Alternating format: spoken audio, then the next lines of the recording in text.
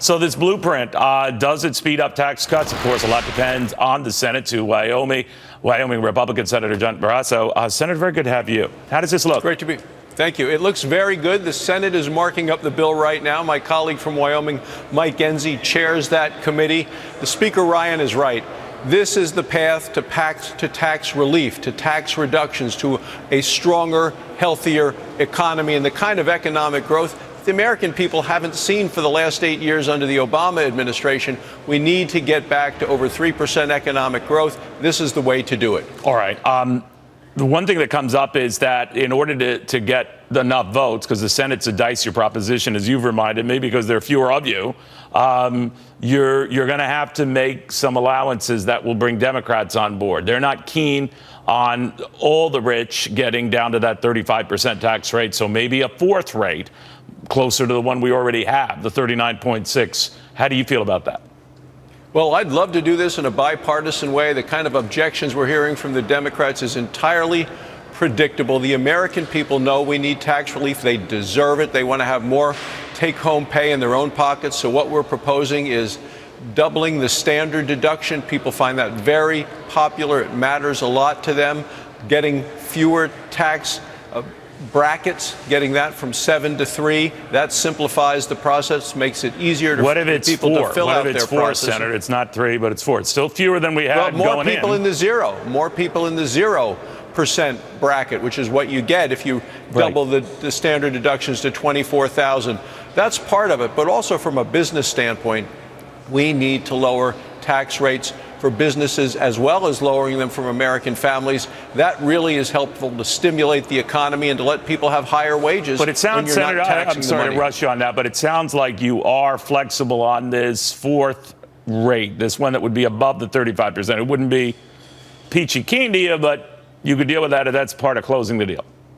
Well, we want to make sure we get the budget passed, get tax reform done, to get the economy growing. I mean, we need the kind of prosperity that the American people are expecting, want, and are demanding of us. I'm ready to vote to do that. Okay, sir, I'd be remiss if I didn't get to Washington rumors here that you rejected an offer to be the next Health and Human Services Secretary, that you didn't want anything to do with it. Is that true? Well, the greatest honor of my life is to represent the people of Wyoming in the United States Senate. I want to continue to do that. There are lots of capable people who can run Health and Human Services. I think I can do the most to help President Trump and his conservative agenda ask you then. right here in the Senate. And you turned him down. I visited with members of the White House team by phone, and let's leave it at that. All right, and that was the position I guess you would have relayed to them, that you're quite happy in the United States Senate. I think I can do the best to help President Trump and his agenda right here in the Senate. All right, so it had nothing to do with the president's often contentious relationship with his own cabinet.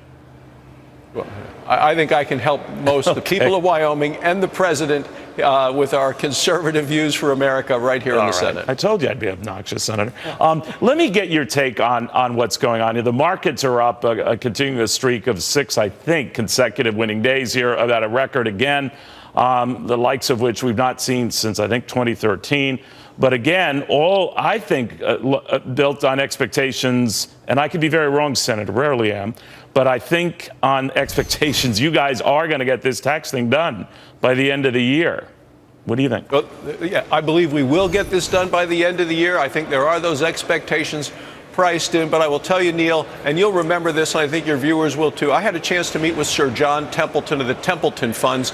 His daughter, Ann, was a surgeon who worked with me in Wyoming, and he said, remember, people have to hold their wealth in something. You cannot hold it in nothing. And I think right now around the world, people still have the faith and the confidence in the United States of America, and money continues to move into our economy and into our stock market.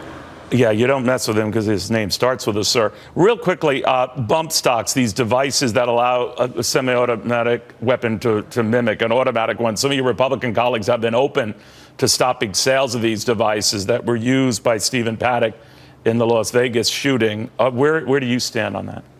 Well, you know, obviously still the hearts and thoughts of the people of this country are out to all of those who are involved in Las Vegas. With regard to this specific device, I don't think many of us, even though strong Second Amendment advocates, people that have a lot of guns, were even aware of these bumps until they were approved by the Obama administration. I think that both through their ATF. I think ATF is going to look at it. The Senate is going to look at it. We've got to see where we go from here. All right, Senator, thank you very much. Good seeing you again. Okay, thanks for having me, Neil. All right, a couple of things.